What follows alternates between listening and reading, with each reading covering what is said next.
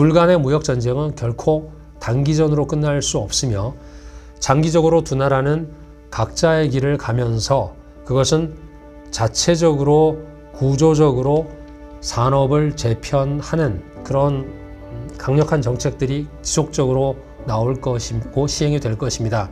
이 말은 바꿔 얘기하면 누가 이길지 아직은 전혀 알 수 없는 싸움입니다. 그래서 양쪽에 다 우리의 기회가 있다고 생각합니다. 안녕하십니까. 중국 경제와 투자의 데이터베이스 샹하이 클래스입니다. 오늘은 미중 무역전쟁을 간단히 돌아보도록 하겠습니다.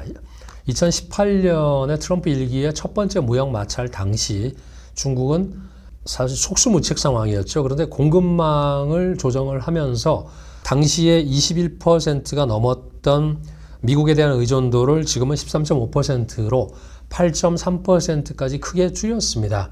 중국은 미국에 대한 이렇게 수출 의존도를 지속적으로 낮추어가는 한편 반대로 글로벌 시장에서의 영향력은 더 확대가 되었습니다. 이 표에서 보시는 대로 중국의 제조업 비중은 글로벌 30%에 달하고 그리고 글로벌 비중은 수출 비중은 15%로 세계 최대의 제조업 국가이자 공급망의 중심으로 자리 잡은 것도 무역전쟁 이후입니다. 트럼프 덕분이라는 말을 그래서 하는 건데요.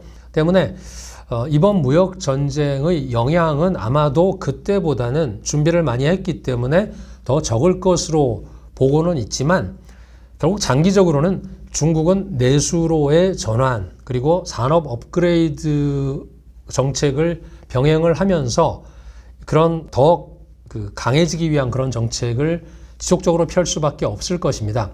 미국의 근거리 아웃소싱, 니어쇼링하고 우호적인 아웃소싱, 프렌드쇼링 등의 전략 때문에 멕시코나 터키 등 제조업의 성장이 더 촉진이 되었고 2023년에는 드디어 멕시코가 중국을 제치고 미국의 최대의 수입국이 되었습니다. 이 표에서 보시는 대로 중국이 한 7, 8% 줄어든 포션 자체를 멕시코라든가 베트남 또는 캐나다 등이 가져갔습니다. 중국은 이렇게 줄어든 미국 수출을 동남아와 멕시코로 자기들의 산업을 이전시키면서 간접 무역 루트를 확보를 했었습니다. 중국의 무역전쟁에 대한 대응 능력은 그때보다 훨씬 더 높아져 있다는 것은 많이들 얘기를 합니다. 그리고 그 구체적인 전략은 수많은 중국 기업들이 차이나 플러스 원 모델을 채택했기 때문입니다. 이것은 중국 본토를 벗어나서 예를 들어서 동남아라든가 베트남 또는 태국 등지에 추가적인 생산기지를 구축하는 그런 전략입니다.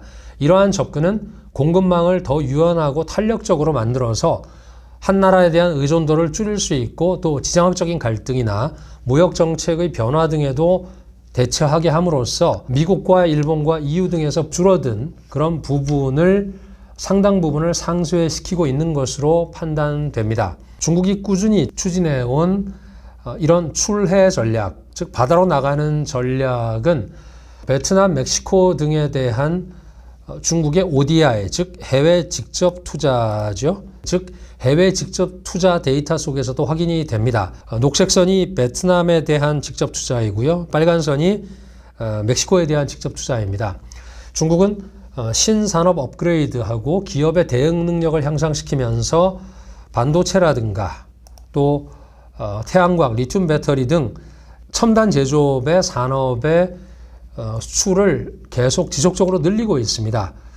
그리고 2018년 이후에 중국의 많은 기업들이 해외 시장을 개척을 하고 또 제품을 최적화하고 비용을 절감하고 관세가 낮은 지역으로 공급망의 일부를 이전시키는 또는 전부를 이전시키는 그런 전략을 통해서 무역 마찰에 대응을 하면서 관세 영향력 최소화하면서 글로벌 경제에서의 어떤 경쟁력 또는 영향력은 계속 유지를 하고 있습니다. 2025년에 미국의 대중국 관세를 인상하는 방식은 두 가지로 나누어서 볼 수 있습니다. 첫 번째는 대통령령으로 직접 관세를 바로 인상하는 것인데 이것은 행정명령으로서 즉시 시행이 가능합니다. 트럼프 1기에도 일부 그 무역법안에 따라서 의회 승인 없이 독자적으로 바로 관세를 부과를 했었습니다. 이것에 비해서 MFN 같은 경우는 시간이 좀 걸립니다. 입법 절차를 거쳐야 하기 때문에 의회에 제안을 하고 나서 상하원이 투표를 통해서 결정을 하는데 여러 차례 논의와 투표가 필요하므로 정치적인 세력의 이해관계들까지 다 녹아들어가 있어서 아마도 시간은 1년에서 2년 또는 그 이상이 걸릴 수 있다는 분석을 하고 있습니다. 본격적인 관세 인상의 시점은 금년 하반기부터 단계적으로 시행이 되지 않을까 예측을 하고 있습니다. 트럼프는 2018년 당시에도 11개월 동안 관세를 인상을 했었는데 이번에는 아마도 관세 인상된 절차를 더 간소화해서 모건 스탠리가 예측을 하기로는 2026년까지는 중국 전반적인 상품에 대한 관세가 전체적으로 40%까지 인상이 될 것으로 예측을 합니다. 물론 산업별로는 관세 영향은 좀 달라질 것입니다. 이것은 미국이 개별 상품에 대한 중국 의존도가 결정을 할 것 같은데요.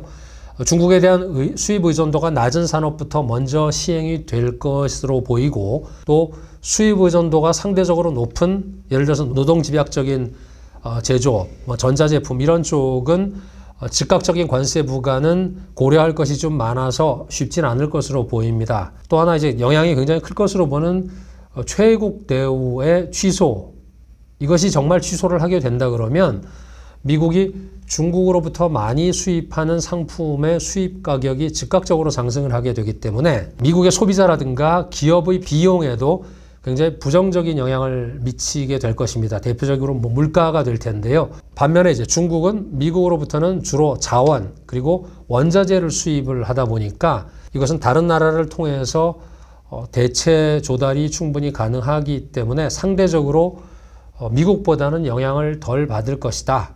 이런 자체적인 분석을 하는 곳들도 많이 있습니다. 어쨌건 역대급으로 강력한 권한을 가진 두 양국의 지도자들이 전쟁을 직접 이끌고 있기 때문에 장기적으로는 두 나라는 결국 모든 면에서 각자의 길을 가게 될 것입니다. 미국은 중국 의존도가 높지만 국내 생산이 어려운 이런 저가형 노동집약적인 산업은 그 수입처를 베트남이라든가 인도 등으로 이전을 하고 그리고 국내에는 첨단 기술과 혁신 분야에 더 집중을 하면서 경쟁력을 차이를 더 벌리면서 중국을 따돌리려고 할 것입니다. 중국은 미국이 맡고 있는 하이테크 제조업을 업그레이드하고 기술 혁신을 더 가속화해서 지금 현재 가지고 있는 제품의 또는 상품의 부가가치를 계속 높여가면서 로엔드 제조업의 비중은 줄이고 또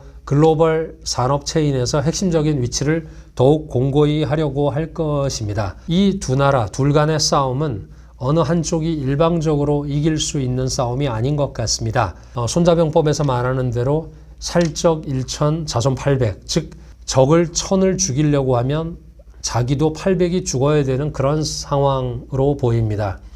둘 간의 무역 전쟁은 결코 단기전으로 끝날 수 없으며 장기적으로 두 나라는 각자의 길을 가면서 그것은 자체적으로 구조적으로 산업을 재편하는 그런 강력한 정책들이 지속적으로 나올 것이고 시행이 될 것입니다. 이 말은 바꿔 얘기하면 누가 이길지 아직은 전혀 알 수 없는 싸움입니다. 그래서 양쪽에 다 우리의 기회가 있다고 생각합니다. 그래서 둘 중에 하나만을 선택하는 모험은 절대로 하지 말아야 한다는 것이 제 생각입니다. 때로는 전략의 모호성이 명확한 전략이 될 때도 있습니다. 지금이 바로 그런 상황인 것 같습니다. 오늘의 한국노를 마치겠습니다. 감사합니다.